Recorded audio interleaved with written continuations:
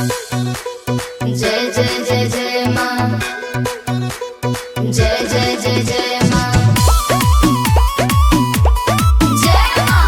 बोला बोला काली मैया की।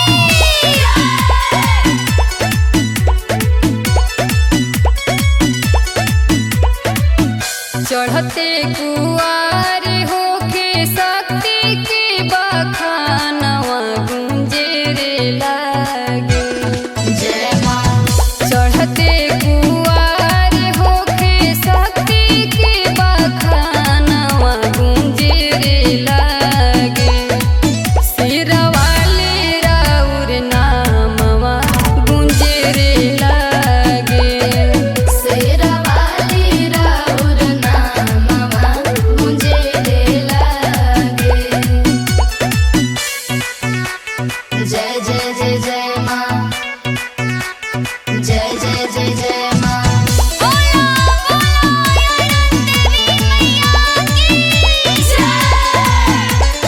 पहिला रूप में शैलपुत्री जो पर्वत ही अवतार लेलो।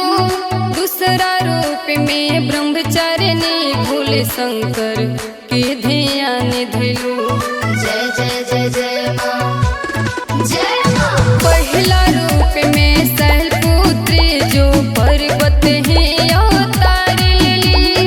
दूसरा रूप में ब्रह्मचारिणी भोले शंकर के ध्यान धैले।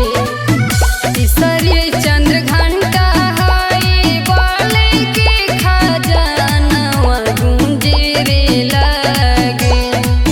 सिरवाले राउर नामवा गूंजे रे लागे। सिरवाले राउर नामवा गूंजे रे लागे। जय जय जय जय माँ, जय जय जय जय माँ, जय माँ, जय माँ।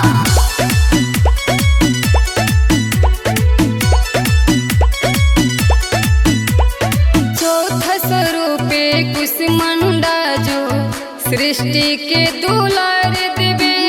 पांचवा रूपे स्कंदी माता हर दुनिया की पुकार सुने। जय जय जय जय माँ, जय माँ। चौथा स्वरूपे कुसुमंडा जो सृष्टि के दुलार देवे।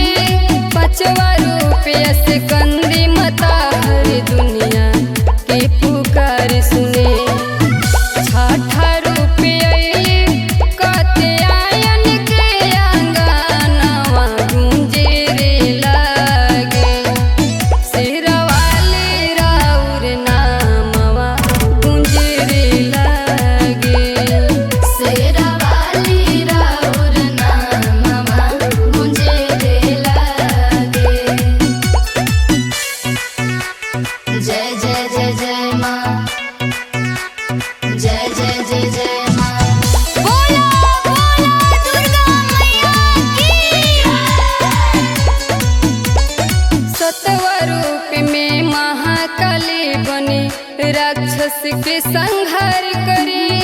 आठवा रूप में महागौरी खाली दर्शन से उबार दिले।